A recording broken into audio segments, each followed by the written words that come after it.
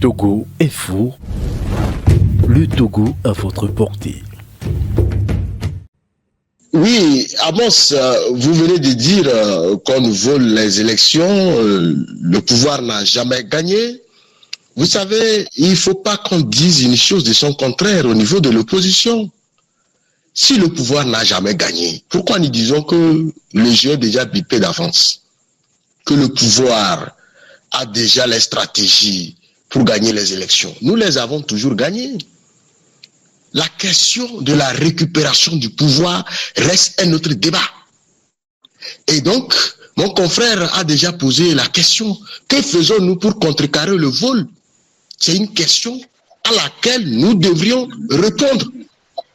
Une opposition qui crie toujours au vol, qui continue par crier au vol, finalement, ne fera plus l'affaire. On ne pourra plus compter sur cette opposition. On parlera plutôt d'une incapacité pour cette opposition d'arriver à bout du régime. Maintenant, je voudrais qu'on fasse une analyse intellectuelle.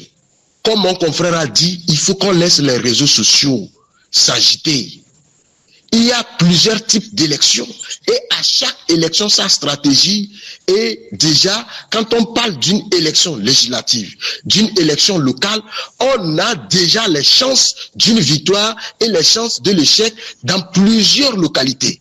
Je veux qu'on soit clair. Je veux qu'on soit clair.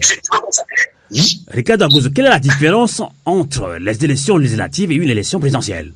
Ce que je veux vous dire, vous voyez une opposition qui accepte de participer à une élection présidentielle où on n'a qu'un seul siège face à un régime dictatorial qui a tous les moyens possibles de l'État, de l'armée et toutes les richesses du pays.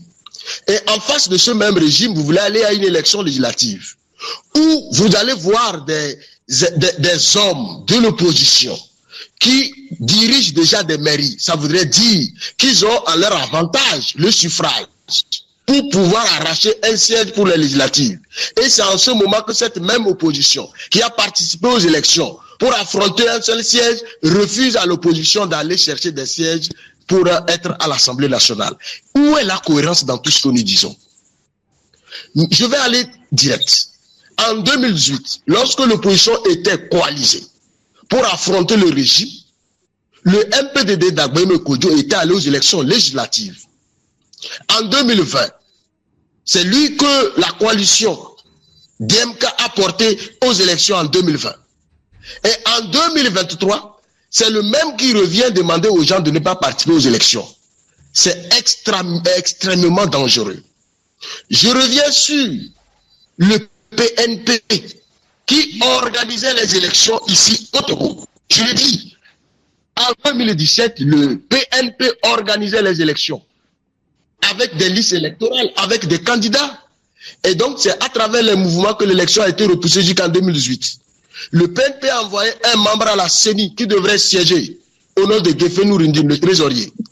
Et c'est après le départ de Tiki Achadam qu'on entend un discours contre les élections.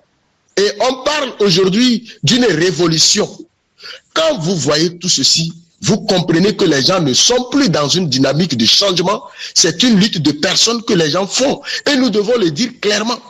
Et ces personnes sont soutenues par les autres qui ne font que des calculs de personnes.